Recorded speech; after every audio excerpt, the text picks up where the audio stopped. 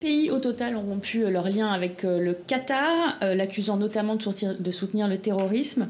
La France considère-t-elle que le Qatar soutient le terrorisme? La France pose des questions et n'affirme pas. Nous ne sommes pas là pour juger, nous ne sommes pas là pour décider.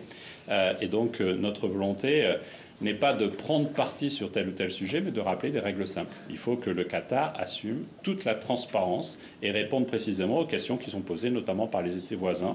C'est la demande expresse de la France. Alors j'ai une deuxième question à ce sujet. Parmi ces pays ayant rompu les liens, il y a l'Égypte et l'Arabie Saoudite qui sont eux aussi des partenaires de la France. Comment est-ce que la France compte se positionner, vu notamment les enjeux financiers et militaires qu'elle a à la fois avec l'Arabie Saoudite et le Qatar?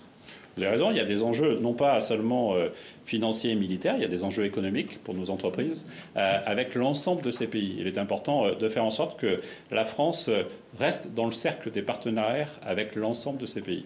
Et donc aujourd'hui, je vous le dis, il s'agit au contraire de ne pas prendre parti. Nous sommes un pays ami de ces États avec qui notre coopération est historique, elle est profonde. Et donc nous appelons l'ensemble des parties à renouer. Et pour cela, il faut répondre aux questions.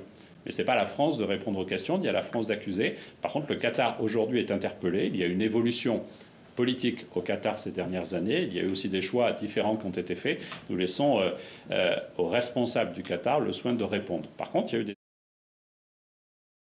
De la même façon, sur la lutte contre le terrorisme, la question est de savoir comment aujourd'hui nos démocraties s'organisent face à la barbarie, comment au fond on arrive à préserver un état de droit fort dans ses principes, quand certains refusent totalement ces principes.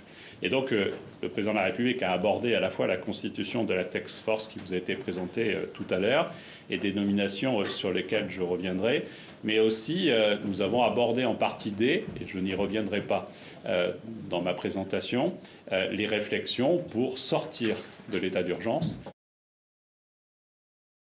Je voudrais sur la task force revenir rapidement sur la stratégie qui a été présentée, je crois, dans le point presse, mais qui est vraiment une stratégie globale d'action, une stratégie de coordination, pour mettre en place à la fois ce coordinateur national au sein de la task force, mais aussi pour renforcer toutes nos sources de renseignement.